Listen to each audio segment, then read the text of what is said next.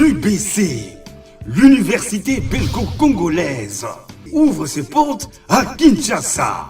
L'UBC organise 4 grandes facultés. Sciences sociales, économie et gestion, développement communautaire et environnemental, faculté des droits, un terrain de plus de 100 hectares, une télévision moderne, une bibliothèque, une salle d'informatique et un cabinet d'assistance juridique. Et tout cela pour faire de vous des cadres émergents.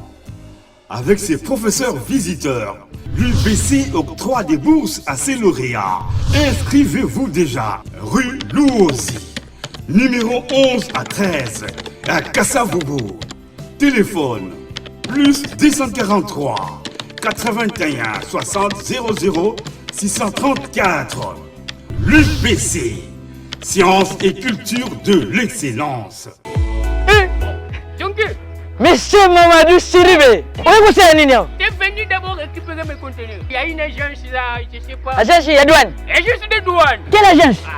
Louvounou Expo. Namatadi bayo kakombo Louvounou wana baluka motona bakangaye. Kokende gauche à droite, tu adresses à Moko. Ah ouais, Namatadi. C'est vrai. Avenue Major Bango, okay. Numéro 6. Blessing Business. Agence de douane yesolo. Kende l'adresse tout na bana Namatadi nyoso tout baye bien. Bango numéro 6. Voilà. Merci beaucoup, monsieur Jonker. Oiza, agence en douane Blessing Business. Nous allons prendre le dédouanement et import et export. Solution à qui est les alliés Blessing Business. Maintenant, les solutions sont venues. C'est quand on est ici à la Walla Village, à Tikala Walibel, à Yébisséwande Gounangana Bamako. Blessing Business, des solutions. Vous êtes à Dubaï, vous êtes au Canada, États-Unis, Europe et partout. Agence de dédouanement Yangoyo, Blessing Business. Vous avez posé à dédouaner Biloko, Yaka, vous avez un point à coder Bino. Rapidité, sincérité, ce qu'on ligne livraison à domicile. Partout, place aux alliés. Vous avez un matin d'une avenue Major Vang, numéro 6, commune Nzadi. Non loin, il y a Noguera. Numéro on a vu ses alliés 089 98 33 087. Blessing Business. Agence ya douane ya sûr. Bouyei malamu na Sara, application ya Afriland First Bank et sali na téléphone. Salela misolo na yo na tango nyonso lingi. Na Sara Banking, ezande bank na chombo na yo. Tinda mbongo na yo na bokengeli nyonso ata ofandi na ndako. Consultez solde na yo, landela ba crédit na yo, sala ba virement bancaire, senga cheke na yo, topé tuna motuna pona kokoso ya lolenge nyonso. Elongo na Sara Mane, biso nyonso tokoti masolo ya bank na chombo na pete nyonso. Afriland First Bank a komiseli biso libenga na ye na téléphone. Ata oza na compte bancaire te, salela mbongo na yo na téléphone na yo na kimia nyonso. Na lisungi ya Sara Mane, okoki kotinda pe kozwa misolo, kosomba crédit na yo ya communication, kofuta mbongo ya biloko sombi, tembe sili. Kende na lombango ko télécharger application na yo Sara ya Bank Afriland na Google Play to App Store. Pe kimambango na agence Afriland o ezwami pene sika ofandi po ba activele yo Sara. Sara, Bank na biso et longo na biso bipai binso. Afriland Facebook. Mbote na bino balandi nyonso ya bosolo na politique officielle.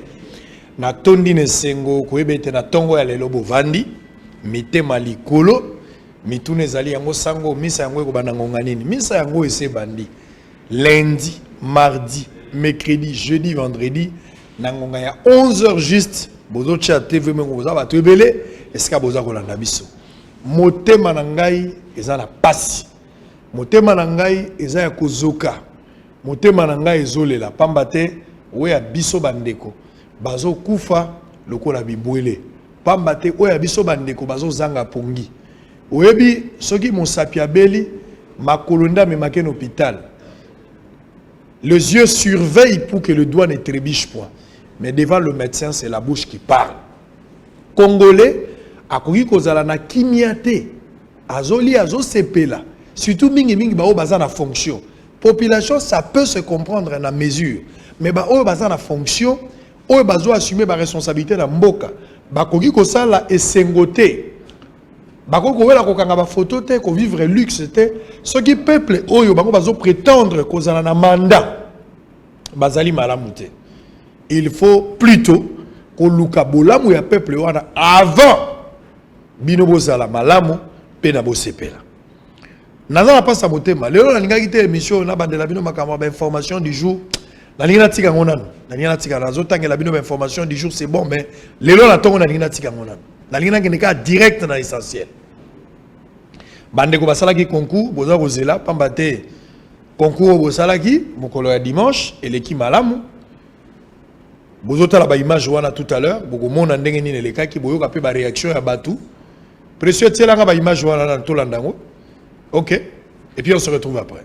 Ils étaient plus de 4000 candidats qui ont pris part au test qu'organise chaque année Univers Groupe Service à l'intention des jeunes Congolais qui veulent étudier à l'étranger dans plusieurs options et facultés scientifiques. À l'issue d'un test abordable qui a eu lieu ce dimanche 27 septembre à l'Athénée de la Gombe, quelques candidats ont profité du micro de l'équipe de Bossolo la politique officielle pour remercier l'initiateur et coordonnateur d'Univers Groupe Service pour ce genre d'initiative et lui ont demandé de continuer avec cette bonne foi qu'il a octroyé des bourses d'études aux jeunes Congolais désirés étudier à l'étranger. C'est une bonne initiative de nous permettre de nous défendre des voies pour pouvoir aller étudier à l'étranger. La personne qui a eu cette initiative puisse continuer et permettre aux jeunes d'aller montrer leurs compétences à l'étranger. C'est excitant de voir de telles organisations parce que parfois on se disait que cette chance que nous voyons dans d'autres pays, sous d'autres cieux, bourses, apparemment ça n'existait plus chez nous ici. Mais voir une telle organisation qui donne la chance aux gens de pouvoir très bien étudier ailleurs, comme ça excite tout le monde d'aller étudier ailleurs.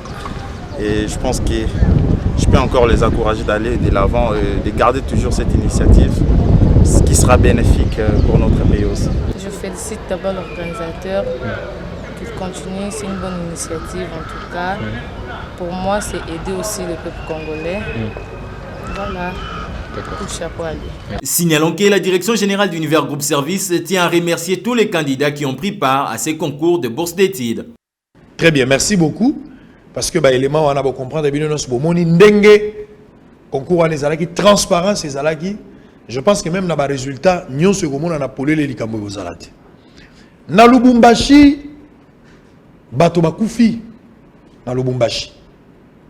Mokolo ya butu ya vendredi, tozotane la tongo ya samedi, 16 personnes bakei.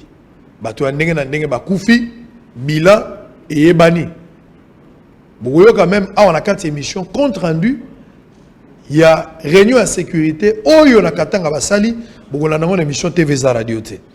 Guerre ya est eza ko silate. Mokonzi mboka komi na niveau ya kosenga na Nations Unies.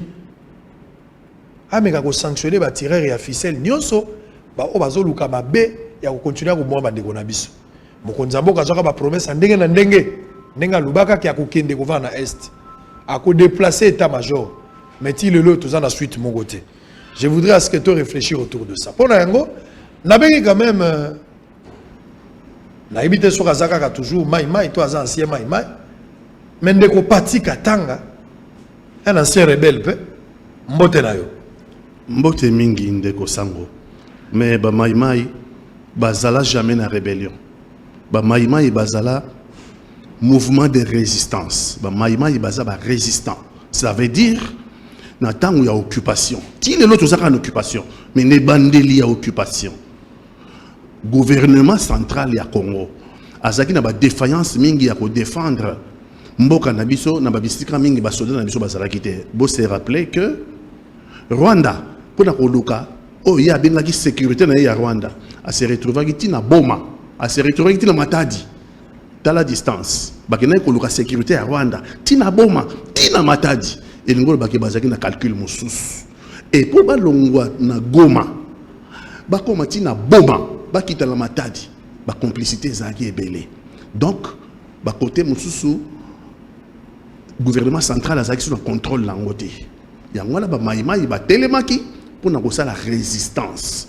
Ba maïmaï ba yaki ba zomboka te ba boto la mabelete. Ba maïmaï ba yaki po ba bundela mboka ba bengana ba envahisseur. Donc ba maïmaï baza ba résistant. Baza ba congolais. Baza ba congolais et résistant. A déjà koko ma maïmaï, ezaka na condition ni.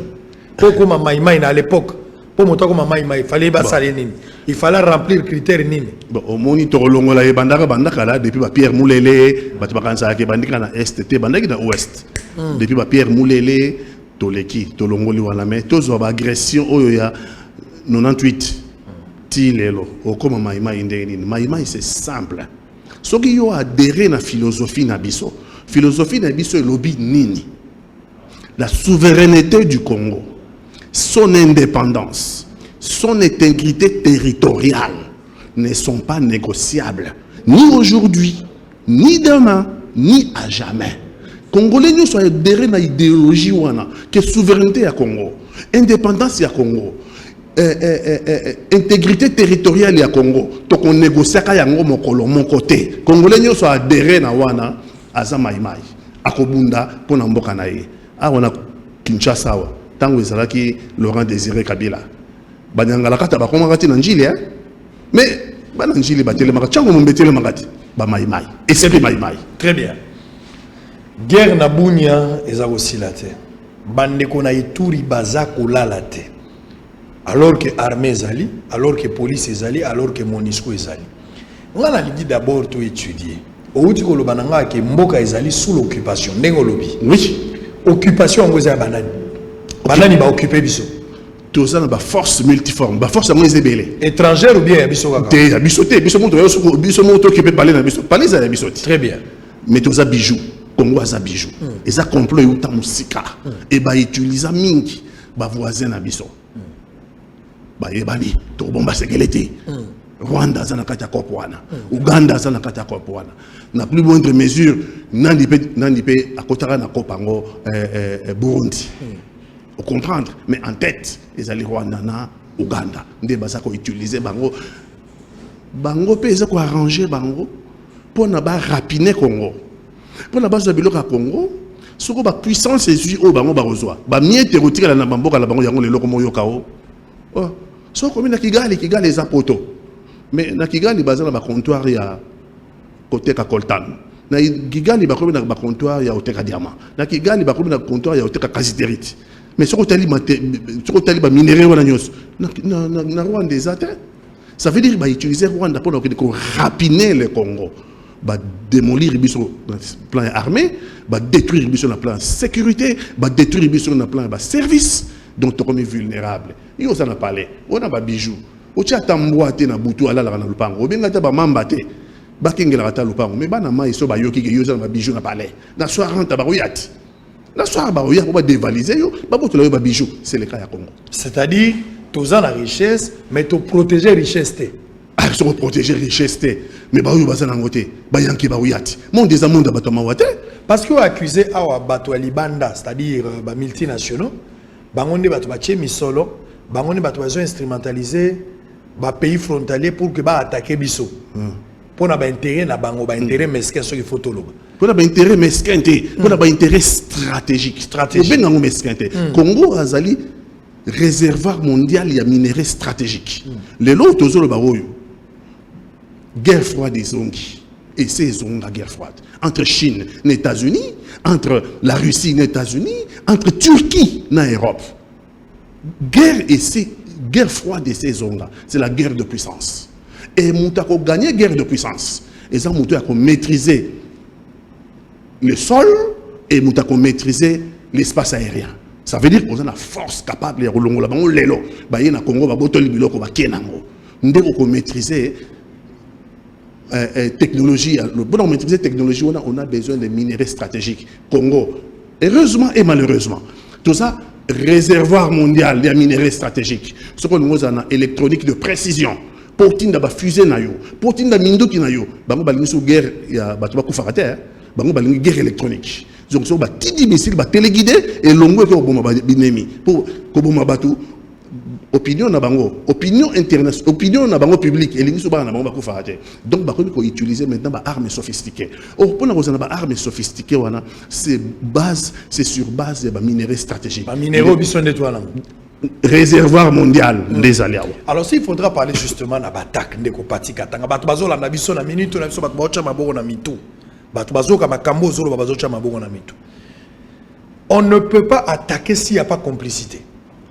Au Lobeli Magamba pays frontalier, je suis d'accord. Rwanda, Ouganda, Burundi, Angola, là, je suis d'accord. Mais Nakati, est-ce qu'il n'y a pas complicité de Congolais dans cette démarche-là? faiblesse dans biso ya Congolais depuis Zaïre, faiblesse dans biso du premier Congo, et même biso na complicité mais il y a grave. Donc, comprendre aussi mbakaka parce que la complicité ça dit.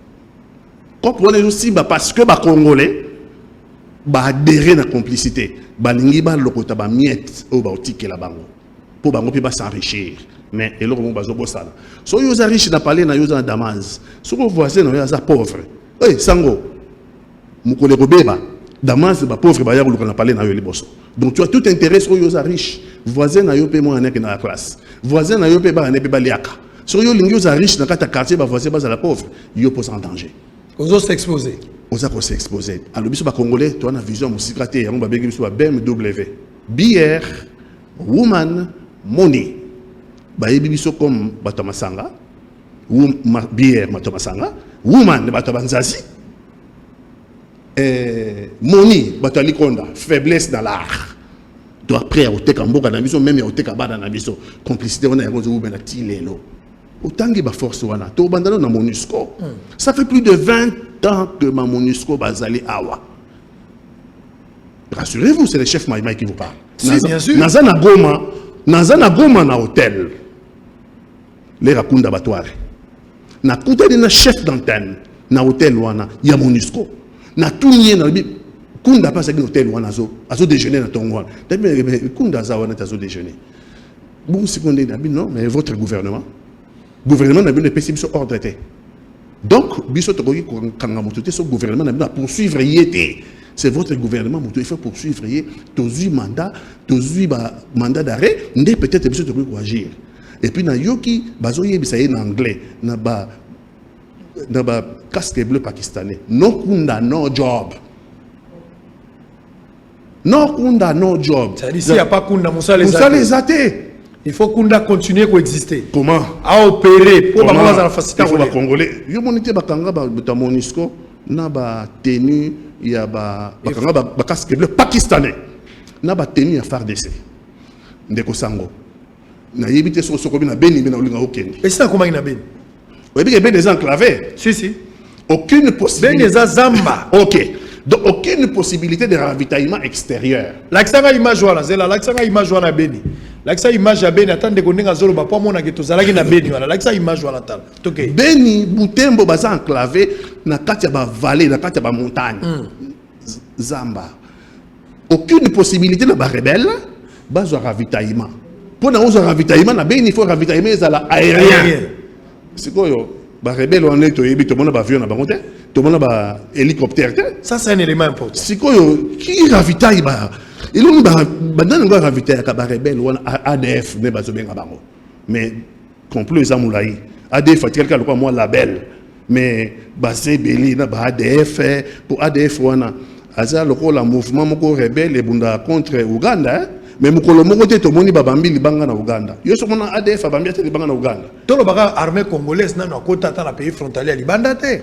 Jour ni biso to ko attaquer pour le lot ko mi passoir Zambia zoko ta Tanzanie Uganda Angola. Jour ni biso to ko sala attaque Kermesse na Rwanda to beta ta tour to zomo. Monde des amboko monde mawata. So za yuma ba monde la yo. Monde des monde ba ya. To za ba victime ya bonne foi na biso bien faiblesse. En même temps to za ba victime, en même temps to ba kebere, en même temps to ba yuma. Ce qu'on a dans le ya biso, dans un réservoir mondial, il y a minerais stratégiques. Il faut construire une armée à la taille de menace. Pour pas menacer nos voisins et puis nos musica, pour menacer pour pas y plan. Donc il faut mettre en place une armée à la taille des enjeux. Oh, yanke yamboka mususu po ya. C'est-à-dire, en quoi développement est le Congolais aujourd'hui, nous n'avons pas une armée assise, forte, capable de résister pour nous protéger les frontières. En quoi va dire sur la diplomatie. Na Tanganyika, au Katanga, na Zambien, sur la diplomatie. Pour ça la médiation, pour que ça soit mabelé na mawa. Angola pour tout le bâtiment, tout le bâtiment. Mabelé monsieur essaie dia. Tout le secteur diplomatique a tout solo là. C'est pour toi faiblesse. Et pour voisin mon gars ya betio. Côté on a tout le bakutu. À côté est on a tout le bakutu. Babeni, Babutembo. Niveau ya passoire. Non seulement passoire, mais basi ba kimisi ambonga lobiango non, basi ba kimisi population na biso. Parce que stratégie na bango, ils ont créé chaos. Baye, ba créer terreur. Si ba créer terreur, c'est normal. Yo na mwasi na bana. Si vous bisika kimia ezate. Okolongwa. Otiki parler. Otiki mabele bango ba récupérer. OK. Bango bazo récupérer na stratégie ni ba comme majoritaire. Lobi kuna ba proposer un problème à référendum. Le droit de tout peuple à disposer de lui-même. Et ça, principe universel. Ce qui va comme majoritaire, bah on sait là qu'il y a un point où on a. Tu as faire partie sur du Congo.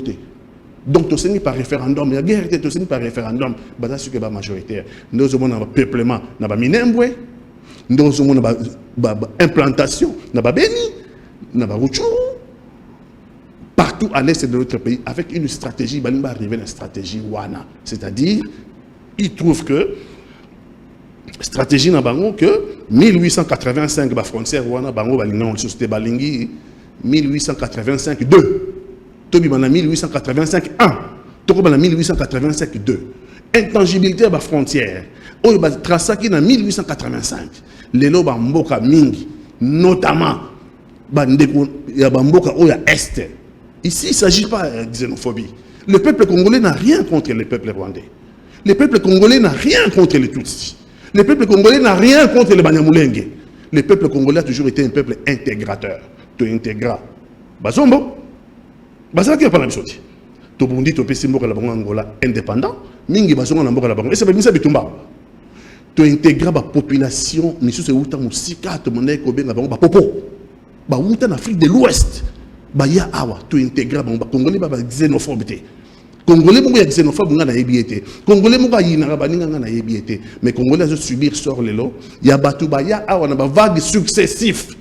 Il faut qu'on arrête de nous dire communauté boyé baza ba congolais té nationalité comme dans le monde entier et ça statut juridique bassin la individuellement bazo kango communautaire maté. Une communauté ne peut pas s'élever de l'eau avec des armes à la main, alors que les Congolais. La nationalité, soit il est d'origine, pose à la nationalité d'origine. Condition est 1. Condition à Liboso. Ou appartenir à une ethnie, il y a Congo. Ou 2 conditions, ethnie ou na territoire na kata Congo. Très bien. Alors on va revenir. Boza et Belé na Tongwa, Boza Kolanda Bisso. Et ça la passe que le modèle oyebi na seka ki une fois tant que ça là qui interview na porte-parole il y a FRDC au hasard niveau ya Beni et na niveau ya Bunya na benge na téléphone par rapport à ba document nyonso ba élément d'information ba pesa ki biso boyoka ki une fois na l'accès ki bino ndenge ba rebelle ba yeti na mboka et sika ba ndeko na biso ba congolais bazali na ba village ba botoli plus de 500 ngombe na bango ba kimi nango. Pour les Congolais récupérer yango, les rebelles exiger ba futa bango mbongo. Armée na biso FRDC a sali médiation entre les rebelles et la population pour que la population soit ngombe mais moyena mon solo esengeli bango ba futa. Rebelle otoluka kabutumo ye otomoni en face. Rebelle abomi batu ye otomoni en face. Mais obondeli ennemi zongisa eloko na ngai. Tokozala ba yumati wapi. Tokozala ba yumati wapi. Avant de peut-être dans le dossier, si la bino moko na Lubumbashi, tolali na butu, bakata batango le président de la République a outé ko sanction et a outé ko ordonnance pour bakanga Gédéon Kyung. Gédéon Kyung aza ko mona raté. Amona na raté place où ya ke ya monanite. Na kenda kuna na tuna ka Zembe ba question sur makambo. Ka Zembe expliquer nga ba réalité na ye. O ba ye po ka Zembe ne mutakenda ko Gédéon Kyung aya na eti na kata. To expliquer makambo belé français à Moulaï. Bino mo botala ba image ndenge ezalaki somo batu ba kufi mais heureusement que FRDC Abundi a récupéré la situation mais Katanga insécurité comme na Katanga je me pose la question ceux qui batu ba vider Katanga to ba continuer ko vivre na Katanga nazo yo kapasi pas battre ba policier pe ba continuer na Kat. Suivant en image on se retrouve après pour continuer avec Bosson la politique officielle. Situation ayant prévalu dans la ville de Lubumbashi la nuit du vendredi 25 septembre 2020 au samedi 26 septembre 2020 par des éléments Maïmaï Mira du mouvement des indépendantistes révolutionnaires africains. Les faits. Le 25 septembre 2020, vers 16h, heure locale, tentative d'évasion à la prison de Kassapa avec dégâts matériels importants. Incendie des blocs, cellules et le bâtiment administratif par les prisonniers et il y a eu mort d'homme. Tentative qui a été déjouée par les forces de l'ordre. Vers 23h, heure locale, les Maïmaï Bakatakatanga, déjà infiltrés dans la ville de Lubumbashi, se sont regroupés dans la périphérie de la commune annexe à partir du golfe Faustin, ont progressé vers la ville avec comme intention de prendre le centre-ville, la place Moïse Tshombe, la poste et la station de la RTNC Lubumbashi. Estimé à plus ou moins 200 personnes, avec les armes AK-47, calibre 12, machettes, flèches et autres armes blanches. Ils ont été empêchés par les forces de l'ordre d'accéder au gouvernorat de province. C'est hors la loi se dirigeront vers la place Moïse Tshombe qu'ils vont investir vers 1h du matin. La milice était accompagnée des femmes et enfants, scandant des slogans sur l'autonomie et l'indépendance du Katanga. Un autre groupe, vers 4h du matin, heure locale, en provenance de Kamatete, estimé à plus ou moins 100 personnes, a emprunté l'avenue Biaï prolongée, avec comme intention de prendre la prison de la Kassapa et la RTNC Lubumbashi. Ces derniers ont été déjoués par les éléments du bataillon police militaire, PEM en sigle, basé à la prison de Kassapa.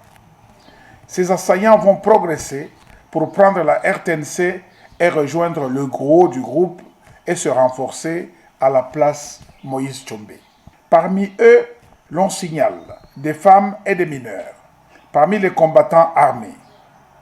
La police nationale congolaise va tenter de les disperser avec du gaz lacrymogène pour les séparer. C'est à ce moment-là qu'ils ont répliqué et commencé à tirer sur nos hommes. Ils ont fait l'usage d'armes à feu. En tirant sur nos hommes, 2 policiers ont été décapités. Ils ont aussi réussi à tuer un élément des FARDC. Les forces loyalistes se sont vues dans l'obligation de riposter fermement. En ce moment, la situation est sous contrôle et est devenue calme sur toute l'étendue de la ville cuprifère de Lubumbashi.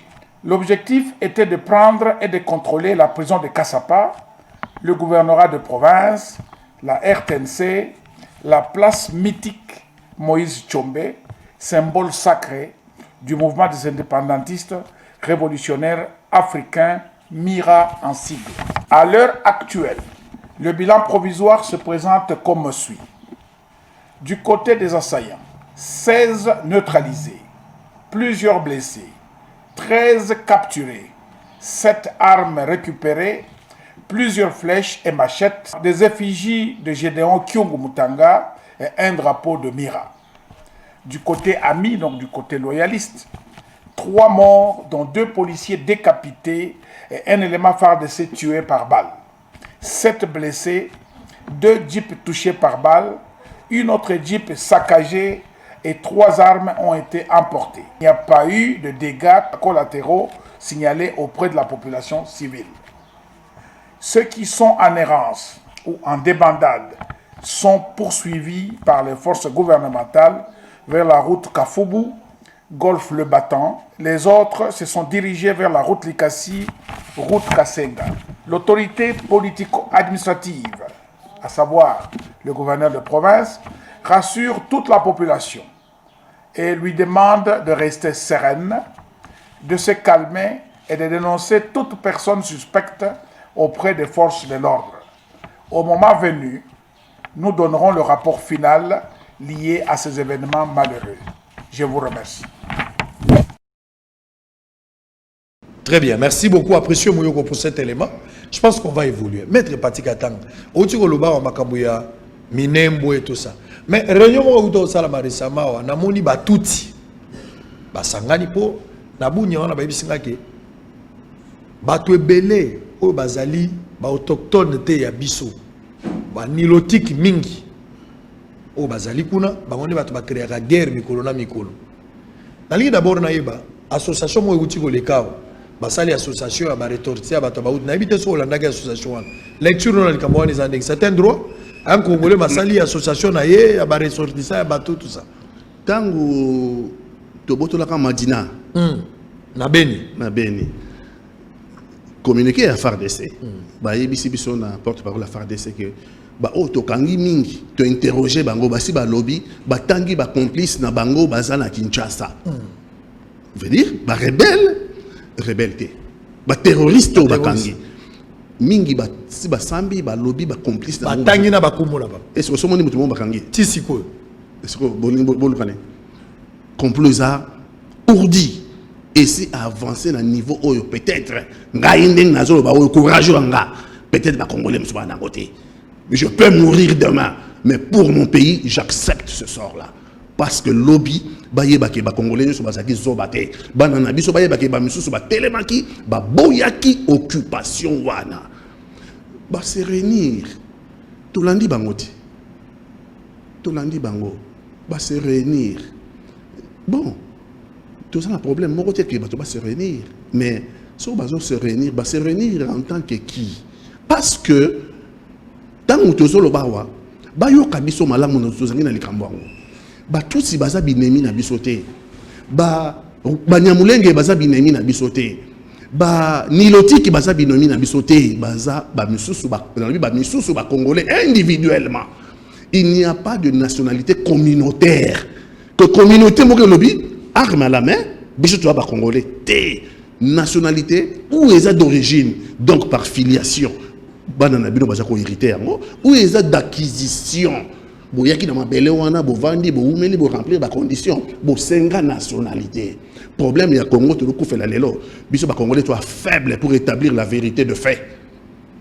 À tel point que tu ko adhérer na ba thèse na bango.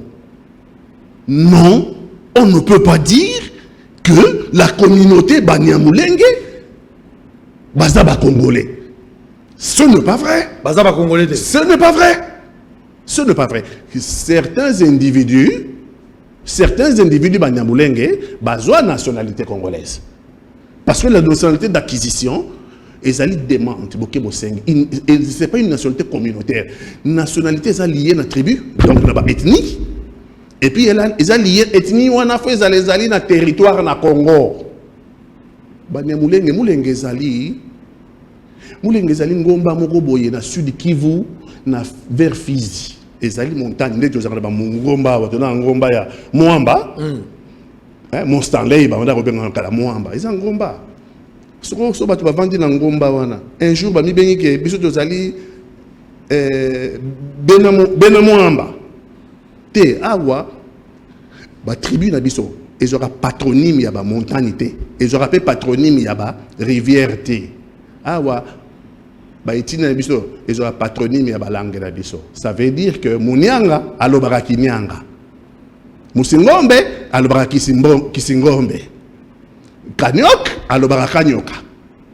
Donc awa ba tribu na biso eza lié na balangue na biso. Eza lié na montagne et encore moins na ba rivière. Mais bandeko na biso soki ba umela awa parce que ba ya na ba vagues successifs. Et ça, Babel, il faut aider.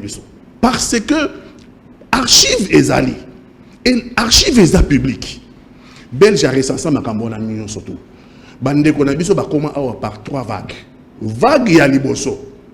Ba Belge nde bakenda ko zwa bango ba ya na bango parce que bazali ba travailleurs, hein? Il fallait pas travailler na colonie, Belge azali na posa colonie s'est développé mbonge kotaka. C'est une vague ba Belge ba recensé qui pe bango. Et les documents existent.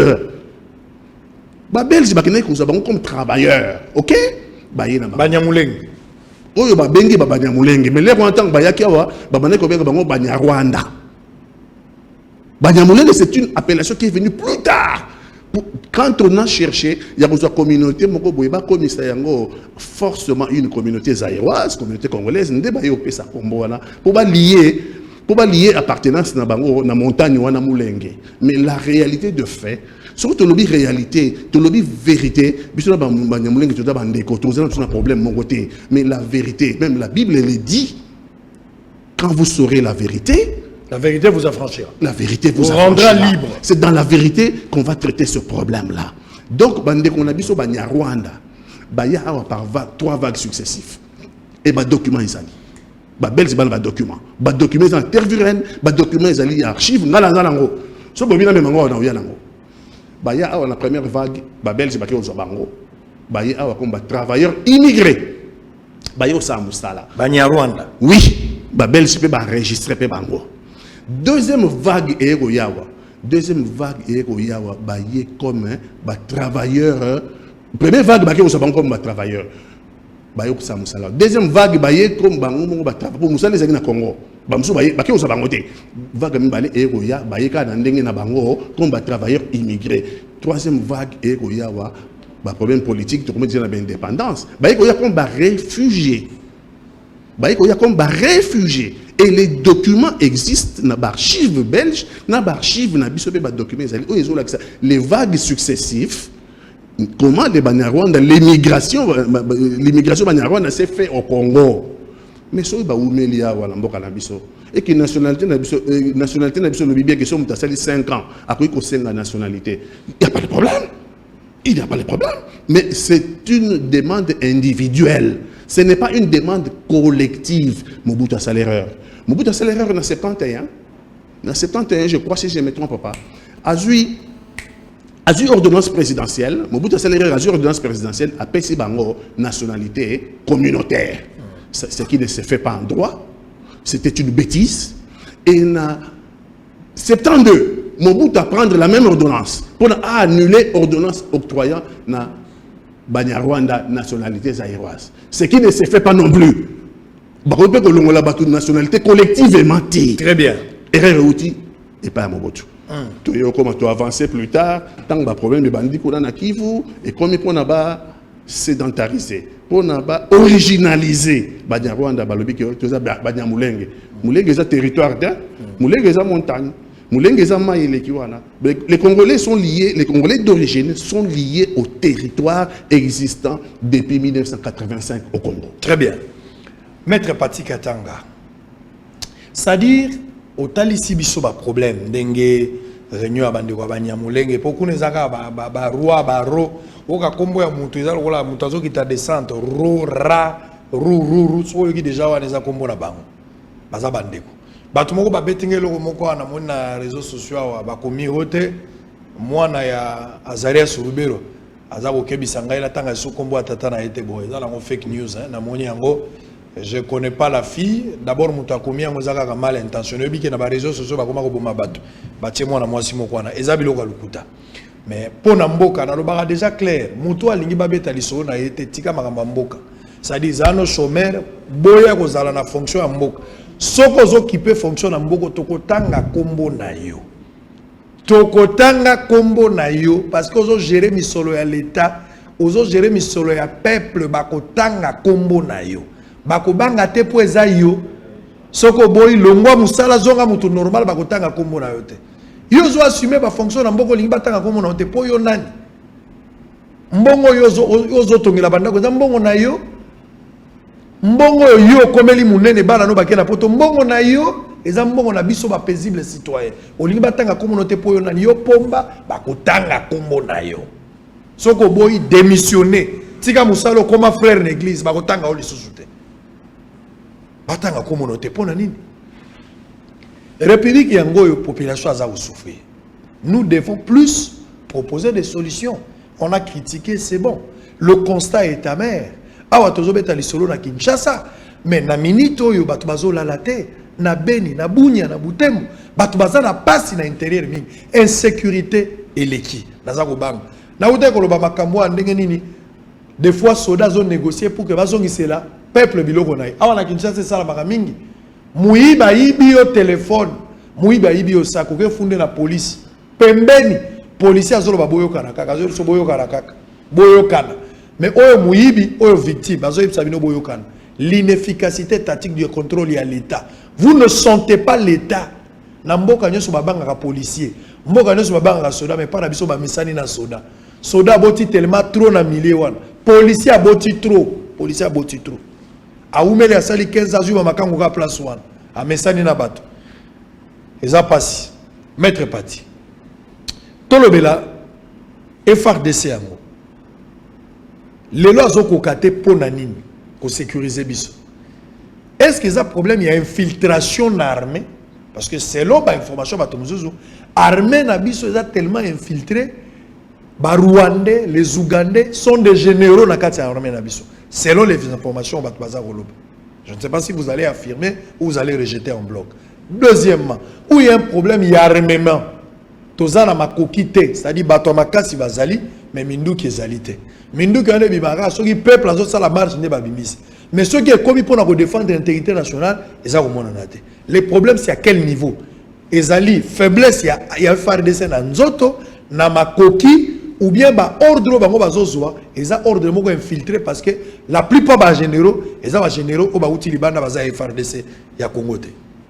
Nyonso wana eza sommation ya faiblesse na biso nyonso tangi eza valable ya kolongola eza te ya kobakisa eza te nyonso eza valable tozalaka na armée tozalaka na armée guerre froide ntango ezalaki batikaki Mobutu asala armée on en a eu une des armées ici na Congo tozalaki na armée ekenda kobunda na Biafra ekenda kobunda na nord ya Tchad na bande d'Aouzou bakimisa ba Libyen oya Kadhafi Général Moussala, Bavina nga balemi, bakufa na Paris, bakina na Manhattan, Sahara, baki ko attaquer armée libyenne na bande d'Aouzou.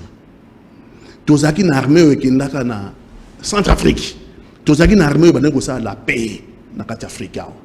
Armée ngo ba yeko bomango parce que il fallait qu'il ko boma armée wana pour la Congo comme vulnérable pour baya ko botola o leto te kara minéré na biso et ça marché moko gagnant ba puissance ba préféré ba démanteler armée na biso pour comme vulnérable parce que ba les bazo biloko na biso félé problème ça problème minéré stratégique pour ba zo biloko na biso félé et yango wana au moni tokomi lelo ti lelo na armée na biso il s'agit pas de s'attaquer aux militaires beaucoup sont honnêtes et beaucoup encore souffrent pour na Congo lelo oyo bakimisi bakatakatanga kuna na nini ezali armée ba militaire mais nous avons des problèmes na kati armée en sécurité d'abord au lobby problème il y a infiltration depuis guerre 1998 ti lelo tokenda toujours na ba négociation sur rébellion bimi bizarrement rébellion ebimaka na est kuna soki ebimi moke na ouest ezalaki ya MLC ya RCD ya RCD Goma RCD KML RCDN et tout j'en passe et à chaque fois qu'on négocie et na ba groupe mosusu ebimi po tozo maîtriser te na ba forme il faut le dire parce que binemi na biso tango ba moni que résistance à ba congolais ezali ben ba ko créer ba faute pour discréditer la résistance. Pour discréditer la résistance, créer les faux maïmaï, notamment au besoin de Kalelo. Maïmaï, Kyungu, Maïmaï, Katakatanga. Maïmaï, Katakatanga, ça il y a une idéologie à Maïmaï, et l'obini, la souveraineté du Congo, son indépendance et son intégrité territoriale ne sont pas négociables ni aujourd'hui, ni demain, ni à jamais. C'est que Katakatanga pour que nous voilà Maïmaï. Maïmaï ya kata Congo te maïmaï ya obunda pour Congo tika la mobimbe tika la moko nde yango bato bakufa lelo ba maïmaï donc n'attend toujours négocier dans la rébellion à chaque fois c'est fait à dessein ba rébellion c'est fait pour le affaiblir biso à chaque fois qu'on négocie et sous kaka nini partage du pouvoir un deuxièmement intégration de l'armée intégration c'est quoi donc ba force tomboka qui ba rébellion wana ba force une fois beaucoup ça on armée to benga ngo brassage to benga ngo mixage Tobengi yango bakombo ebele fusion tobengi yango bakombo ebele à chaque négociation mais pour intégrer banane parce que batu ba montaka ba rébellion wana parce que batu ba montaka ba militaire wana ba attaquer Congo au Saturne nango yuta na sika mususu malgré bazoka ba congolais mususu bazana bango ba poltron ba congolais mususu bazana bango ba teka mboka balanda bango mais l'ossature ya bateau ba ko attaquer biso. Et ça y a force étrangère. Lorsque vous intégrez les étrangers beaucoup de bon armée la milice. Lorsque vous mixez l'étranger beaucoup de bon armée. Lorsque vous prenez vous brassez banane, vous brassez la force extérieure beaucoup de bon armée la milice. Vous attendez quoi? Intégrer intégrer l'armée na bino pour basala bino beaucoup de bateaux bateaux d'information bateaux pesa pour affaiblir bino à jamais les lots malheureusement nazoyoka masole zo beta makuda na sud Kivu basola na Goma pour na kosangisa ba groupes armés. Je suis d'accord pour la paix, tout ça pour la paix, mais si c'est l'idéologie pour na kosombala pour na kozo la paix ezaka ko intégrer pour na que ba force ba force on ba sangana ba force ba sangana nini batu ba boma batu ba force négative batu ba viola basi ba boma batu. L'armée c'est un métier, même je dirais un métier noble. Tolini to comme une armée professionnelle à la taille de menace, à la taille des enjeux qui guettent le Congo. Toko ba violeur, toko c'est bon armée na biso, toko zo ba to boma ba congolais, toko c'est bon armée na biso to résoudre des problèmes. Nous sommes pour la paix et la paix passe par la justice. Est-ce qu'aujourd'hui, il ne faudra pas penser déjà envisager un recrutement, peut-être à Bilengue, Kokoti Sabatomo et Belé, Batangi, ou bien qu'on soit République, qu'on tient peut-être dans la condition que Motonion soit ici classe à l'armée. Demandons le bango bandakala. Tout ça, on a faiblesse, il y a occupation. Tout ça, on a faiblesse, il y a insécurité. Tout ça, on a faiblesse, il y a kuluna. Tout le bango bandakala, ils ont le bango bandakala. On ne sait pas pourquoi ça ne se met pas en place. Congo fait une stratégie de défense. C'est bien, tout ça, un partenariat stratégique avec les États-Unis. C'est bien, je ne suis pas contre. Mais la sécurité du Congo ne peut pas reposer sur une force extérieure. Parce que les lobos ont un partenariat stratégique. Je ne suis pas contre. Mais lobby sont boyokanité. Mais c'est le même bateau. Nos forces rebelles. Donc, c'est très bien d'avoir un partenariat stratégique. C'est bien, le Congo doit s'ouvrir dans un partenaire extérieur. Mais le Congo peut faire une stratégie interne. Ça veut dire que en matière de défense et sécurité, le Congo fait une stratégie propre.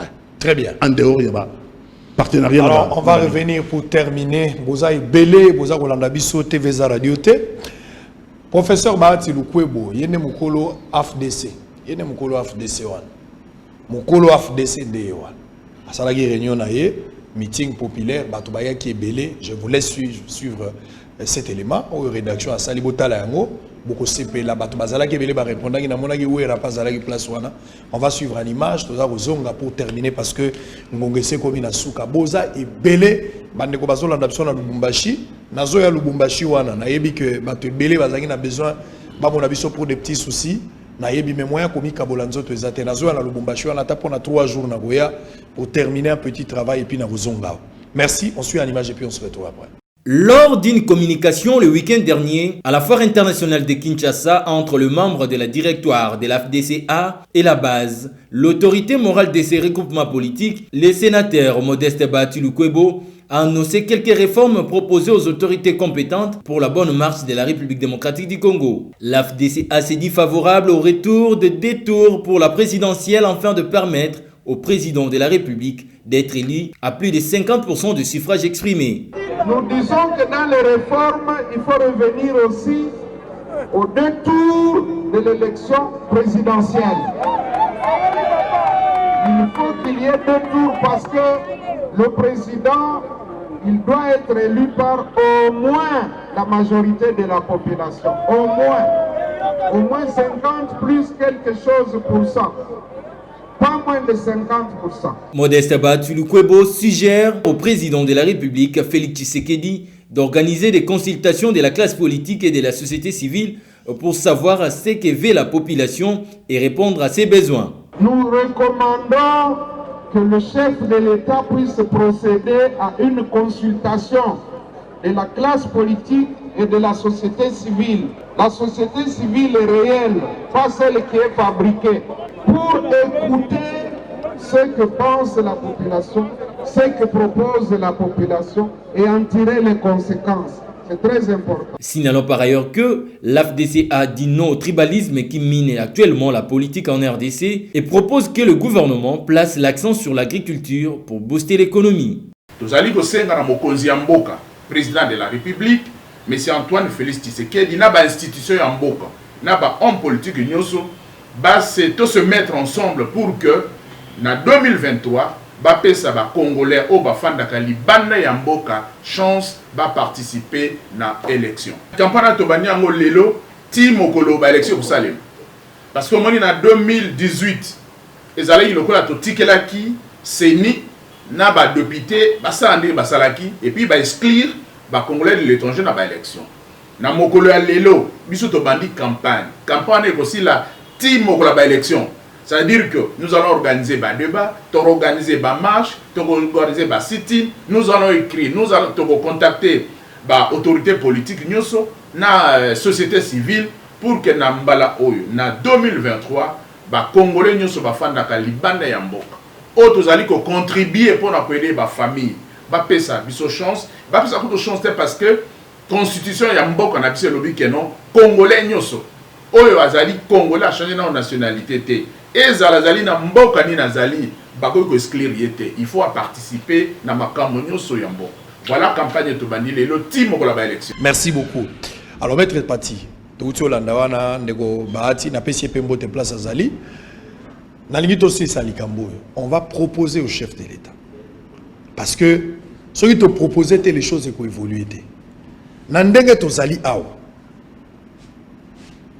Mokonzi mboka tanga sali campagne ndenge toza ko répéter mokonzi mboka lobaki que azobunda pour casser sa guerre na est mais yemoko tangwa koti ba réalité akuti komi autre na ba circonstances pour mokonzi mboka za nango eza ndenge ya kanisela kite pouvoir eza na bandenge mosusu mokonzi mboka uti ko lobawa pona e solution esengeli États-Unis abeta fimbu mingi na ba tireur ya ficelle ya guerre ya est pour mettre fin les lois. Vous pensez que la voix au Mboka Moni, il y a qu'au frapper bateau, bateau tirer guerre de cause dans l'Est, Nations Unies a bêta bango cause dans la monko ba solution. Est-ce que les lots et Sengeli Frenza va délocaliser pour Mboka Salima ma mise en place dans l'armée, mais résoudre la question de qu'est-ce qui peut être la vraie solution pour mettre fin à cette hémorragie? Mais une équipe qui gagne, on ne la reconduit pas. Mboka Kouti, une armée qui perd, une armée faible. Il faut que nous mettre en place une stratégie de défense et sécurité. Il faut qu'on voit une stratégie. Quels sont les problèmes au Nango, na Congo, et comment affronter ces problèmes. Spécialistes basali, bateau yebi musala on a basali. To réunir bango, c'est un travail qui se fait à longue haleine. Et ça musala aussi la léloté. L'occupation ne s'est pas fait aujourd'hui. Mbanda tanga azoloba. Alobi que depuis 72, à côté du dossier pas yamokolo. C'est une bande qui dit, 72 dossiers d'occupation. À côté de a bureau à Mokolo. Donc, là, depuis 72, certaines bandes qui avant, l'infiltration a eu du temps à s'installer. Il faudra du temps pour exfiltrer et puis construire une armée à la taille des menaces. Mokonzambo a coûté des difficultés, c'est vrai. Mais Mokonzambo a fait sa mesure où ils ont rassuré les Congolais. D'abord, on ne peut pas avoir un canabiso, tout le monde. Alors que toujours le tribunal pénal international et ça là Moussala nango sur les crimes commis au Congo, tout mon ambassadeur mon quoi télémina katia Congo alors que massacre en Kasika et ça makambo lokuta batu bakufaka somi balé somi sato. Je veux dire c'est de l'insulte. L'insulte c'est pire que de l'insulte na katamboka na biso. Il faudrait lobby pour couper ça bagage na ba Congolais pour que plus jamais cela se répète. Ambassadeur wana azonge pas ina bango. Ndeko na biso autotala grand frère na ngai Modeste Bahati donc totala ye mais ndeko Bahati ayebi bien chez lui chez les Bashi à Bourigny à père armée patriotique rwandais à sala massacre kuna massacre ezaka ya kasika te tolobi ya kasika parce que prix Nobel na biso azalaki na kasika l'air massacre wana esalamaki mais massacre ezalaki na kasika te massacre ezalaki na Bourigny et pas ya Bahati Lukwebo. Massacre Ezaki na Bunyakiri, massacre Ezaki na Mwenga, on a enterré les femmes vivantes. Massacre Ezaki na Makobola, na Fizi, on a enterré les femmes vivantes. Massacre, il faut d'abord, Mkonzamboka Bunda, pour un tribunal, parce que la vie des Congolais, c'est une vie humaine. Tobunda, tribunal pénal international sur les crimes commis au Congo. Voilà déjà, donc on décourager les bourreaux. Les bourreaux sont là. Bah, monsieur, bah, bomba binakata politique. ba misusu ba bomba na kata armée déjà sont traqués bango banquete salami ba ko passer devant le tribunal pénal international contre les crimes commis au Congo. C'est déjà une chose. Ce qui est ambassadeur Rwanda, sa place n'est pas ici. Sa place n'est pas ici parce que na Rwanda na mboka ambassadeur Rwanda. Génocide na Rwanda bon 700 personnes. OK? Et c'est un problème. Toujours considérer qu'il y a un problème. Très bien. On ne peut pas accepter ça. Mais na Congo, ambassadeur Rwanda, est-ce qu'il y a 10 millions de Congolais reconnus par les Américains à l'Est, notamment dans ma occupation. Quand est-ce qu'on fera justice dans les Congolais? Nous sommes dans une situation difficile et nous sommes prêts à l'aider pour mettre en place une stratégie de défense et sécurité basée sur le Congo. Alors, quant à la population, quelle attitude à prendre? Population, toujours le que Mokonzamboka est en train de se battre. Ce n'est pas facile. Très bien. Il y a Kyungo. Mouta libéra qui Kyungo wana Gédéon to ebi mouta libéra qui était parce que l'année passée avec la prison. Année il y a élection, avec la prison. Ba libéra qui pour nini? Pour les lois qui na Katanga comment on sala mamboka Katanga. Ce n'est pas seulement Maï Maï. Il est utilisé par les forces négatives pour déstabiliser mboka na biso. Batu mingi bazan sima Kyungo wana. Il faut punition, il faut impunité. Et si là, Batouba ont la punition qu'il faut. Mokonzamboka toyebi que la situation est difficile, mais toyebi que l'État des droits est en train d'avancer. Très bien, merci beaucoup. Ça a été un plaisir. Blanc, plus blanc que neige. Blanc, plus blanc que neige. Lavé dans le sang de l'agneau. J'essaie plus blanc que la neige. Oh, blanc, blanc, blanc, blanc, plus blanc que neige.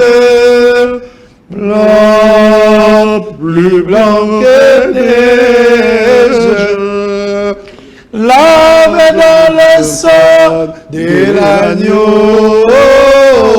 J'essaie plus blanc que la neige. Et kendaki au Capernaum akutani na baye kolibaye pe alobi na bango mutabota makana suki elobagelo kote me mukolo mandefo koya elakisi boyaya tozana deti pa ba congolais na ba congolais mususu balie ba moni ba mona guerre banda po bango si balambaki mais na ba congolais mususu balie bazota est-ce que voisin pas liaki le bien-être universel c'est vivre pour les autres.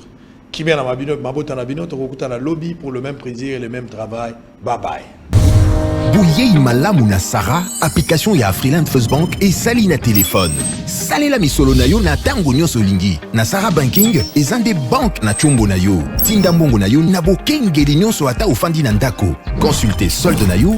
Landela ba crédit na yo, sala ba virement bancaire, senga cheke na yo, topé tuna motuna pona kokoso ya lolenge nyonso. Elongo na Sarah Mani, biso nyonso tokoti masolo ya banque na chombo na pete nyonso. Afriland First Bank a komiseli biso li benga na ye na téléphone. Ata oza na compte bancaire te, salela mbongo na yo na téléphone na yo na kimia nyonso. Na lisungi ya Sarah Mani, okoki kotinda pe kozwa misolo, kosomba crédit na yo ya communication, kofuta mbongo ya biloko sombi, tembe sili. Kende na lombango ko télécharger application na yo Sarah ya Banque Afriland na Google Play to App Store pe kimambango na agence Afriland o ezwami pene sika ofandi po ba activer yo Sarah. Sarah, Banque na biso et longo na biso bipai binso. Afriland. L'UBC, l'université belgo-congolaise, ouvre ses portes à Kinshasa. L'UBC organise 4 grandes facultés. Sciences sociales, économie et gestion, développement communautaire et environnemental, faculté de droit, un terrain de plus de 100 hectares, une télévision moderne, une bibliothèque, une salle d'informatique et un cabinet d'assistance juridique. Et tout cela pour faire de vous des cadres émergents. Avec ses professeurs visiteurs, l'UBC octroie des bourses à ses lauréats. Inscrivez-vous déjà, rue Louosi, numéro 11 à 13, à Kassavogo. Téléphone, plus 243 81 60 00 634. L'UBC, sciences et culture de l'excellence. Monsieur Mamadou Siribe, où vous êtes venu? T'es venu d'abord récupérer mes contenus. Il y a une agence là, je sais pas. Agence de douane? Agence de douane. Quelle agence? Luvunu Expo. Na matadi bayo kakombo ya Luvunu wana baluka moto wana bakanga ye. Kokende gauche à droite, ti adresse zeka moko. Awa zena matadi. C'est vrai. Avenue Major Bangu. Okay. Numéro 6. Blessing Business. Agence ya douane yesolo. Kende na adresse tout na bana matadi nyoso tout bayebi yango. Bangu numéro 6. Voilà. Merci beaucoup, M. Joker. Oiza agence en douane Blessing Business. Nous allons prendre le dédouanement et import et export. Solution na yena ebisa qui est ezali Blessing Business. Maintenant les solutions est venue. C'est quand tenez. Ici à la wala village. Atikala awali bela. Ayebisa bande kunangana Bamako. Blessing Business des solutions. Vous en à Dubaï, vous en à Canada, États-Unis, Europe et partout. Agence en dédouanement yangoyo Blessing Business. Vous en à posa ko dédouaner biloko. Yaka, nous avons un point à coder bino. Rapidité, sincérité, ce qu'on ligne livraison à domicile. Partout, place aux alliés. Nous avons Matadi, avenue Major Vang, numéro 6, commune Nzadi. Non loin, il y a Noguera. Numéro on a vu ces alliés 089 98 33 087. Blessing Business. Agence ya douane ya sûr. Ben Lubitsch, spécialiste en immigration américaine, a Betty Kelelo qui a bandi déjà pré-enregistrement et à déveloterie 2022. Papa, maman, Peli Bota Mobimba, et l'enge mwasipe mobali Oyo Bozali na passeport biométrique na $5 ya Pamba, na moto, Boya na ba cybercafé Ben Lubitsch, na bon marché en face ya Hotel Phoenix, na galerie Igo Tonzambi, na Lemba Terminis, pe na Apocalypse Vende, Massina sans fil. Mana ya Kinshasa to pesino lisusu mbote. Les alliés de Ben Lubitsch et cybercafé Ben n'a informé la bibliothèque KCC a annoncé déveloterie 2022. Yango biso na cybercafé Ben Lubitsch tozali kobanda pré-enregistrement pour participer à programme de déveloterie 2022 kobanda mokolo na le 20 août jusqu'au 30 septembre 2020. Yo zali na passeport biométrique en cours de validité, yo na libota na yo Boya na Kinshasa na ba cyber na biso ezali en face ya Hotel Phoenix na bon marché na galerie Igo Tanzambi na Lemba pe libanda ya Apocalypse 22 na lobi na quantité mais libanda ya Apocalypse 22 yo pe ndeko ya diaspora boyebi ete bandeko ya diaspora 167 au batindaki ba photo année passée bazalaki ba gagnant cette année yango tozali ko encourager bino bato bozali na diaspora na libanda à l'étranger bo tinde la biso ba photo na bino na ba page biométrique iska photo ezaka na passeport botinda yango na adresse email oyo ezali na mopanzi to na numéro ya WhatsApp oyo ezali na mopanzi mpona kosunga bino koparticipe na déveloterie 2022 topesi bino bonne chance mpe bandeko bazali na posa ya kosunga bandeko na bango baya na États-Unis tozali wana mpona kozela bino obenga na banimero na biso. Merci beaucoup. Merci. Ben Lubitsch, spécialiste en immigration américaine. Papa, maman, Ndeko, vous qui vivez à l'étranger avec vos investissements au Congo, vous qui pleurez à chaque fin du mois parce que le locataire n'a pas payé ou un membre de famille a utilisé l'argent des loyers, vous qui avez confié la gestion de vos biens aux amis ou aux membres des familles qui ne savent pas combien vous avez souffert pour en avoir, vous qui à chaque fin du mois recevez des explications au lait des loyers, même vous qui êtes au Congo mais n'avez pas le temps de gérer vos biens, ne vous tracassez plus. Glicom est là pour pallier à cette situation. Gestion locale des investissements des Congolais d'outre-mer, Glicom en sigle. Nous gérons vos biens comme si vous étiez sur place ou comme si vous le faisiez vous-même. Avec un personnel qualifié et expérimenté, Glicom collecte vos loyers à temps réel, assure l'entretien de vos immeubles, vous accompagne dans l'achat et la construction de maisons en toute transparence. Aussi, pour éviter des conflits au sein de la même famille, confiez la gestion du bien commun à Glicom pour un partage équitable et équilibré à tous les héritiers. Pour plus d'informations, visitez www.glicom.solution ou appelez au +243 97 94 12 145. Papa, maman, Ndeko, yomotofani na mikili ya bapaya, to oza awana Congo, yomoto locataire ayokisa pasi po oza mosika, kolela esili. Na Glicom, kimia na motema.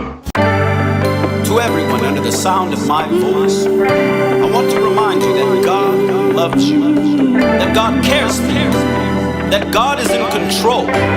The enemy wants to change you with fear and doubt, but the living God says that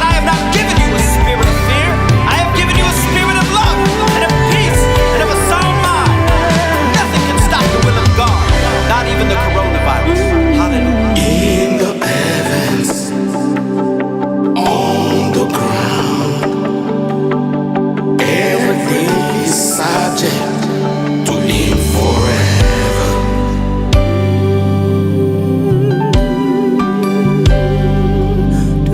Forever you'll be the Lamb of God on the throne, because you accepted to die at the cross for me.